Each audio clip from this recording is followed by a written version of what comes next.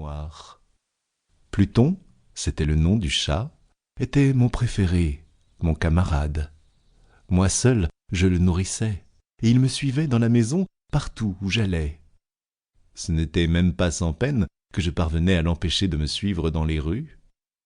Notre amitié subsista ainsi plusieurs années, durant lesquelles l'ensemble de mon caractère et de mon tempérament, par l'opération du démon intempérance, je rougis de le confesser, subit une altération radicalement mauvaise. Je devins de jour en jour plus morne, plus irritable, plus insoucieux des sentiments des autres.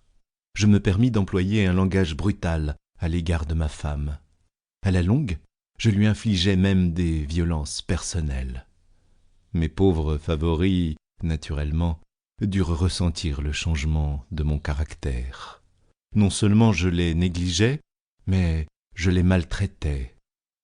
Quant à Pluton, toutefois, j'avais encore pour lui une considération suffisante qui m'empêchait de le malmener, tandis que je n'éprouvais aucun scrupule à maltraiter les lapins, le singe et même le chien, quand par hasard ou par amitié il se jetait dans mon chemin. Mais mon mal m'envahissait de plus en plus. Car quel mal est comparable à l'alcool? Et à la longue, Pluton lui-même, qui maintenant se faisait vieux et qui naturellement devenait quelque peu maussade, Pluton lui-même commença à connaître les effets de mon méchant caractère. Une nuit, comme je rentrais au logis, très ivre, au sortir d'un de mes repères habituels des faubourgs, je m'imaginais que le chat évitait ma présence. Je le saisis, mais lui, effrayé de ma violence, il me fit à la main une légère blessure avec les dents. Une fureur de démon s'empara soudainement de moi. Je ne me connus plus. Mon âme originelle sembla tout d'un coup s'envoler de mon corps, et une méchanceté hyper diabolique, saturée de djinn, pénétra chaque fibre de mon être. Je tirai de la poche de mon gilet un canif, je l'ouvris, je saisis la pauvre bête par la gorge et, délibérément, je fis sauter un de ses yeux de son orbite. Je rougis, je brûle, je frissonne en écrivant cette damnable atrocité.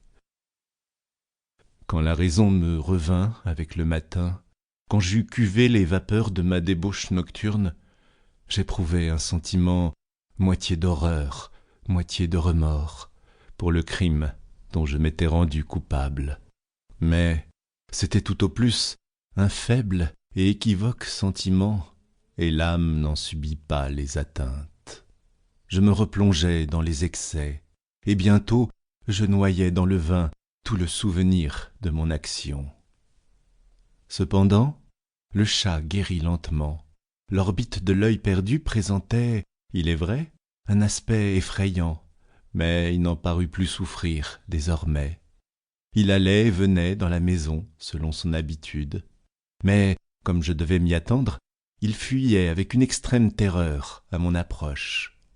Il me restait assez de mon ancien cœur pour me sentir d'abord affligé de cette évidente antipathie de la part d'une créature qui, jadis, m'avait tant aimé.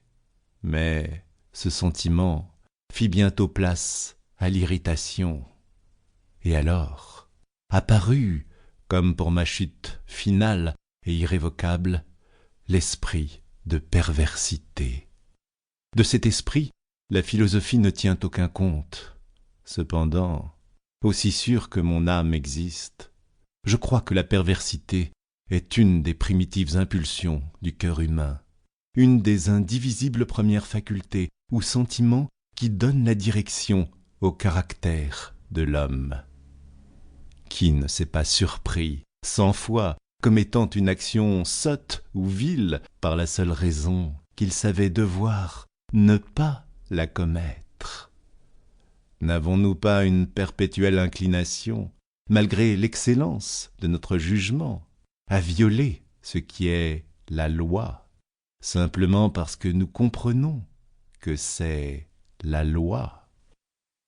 Cet esprit de perversité, dis-je, vint causer. Pour continuer à écouter ce livre audio gratuitement, cliquez sur le lien dans la description et vous pourrez l'écouter en entier sans frais grâce à l'essai de 30 jours d'Audible.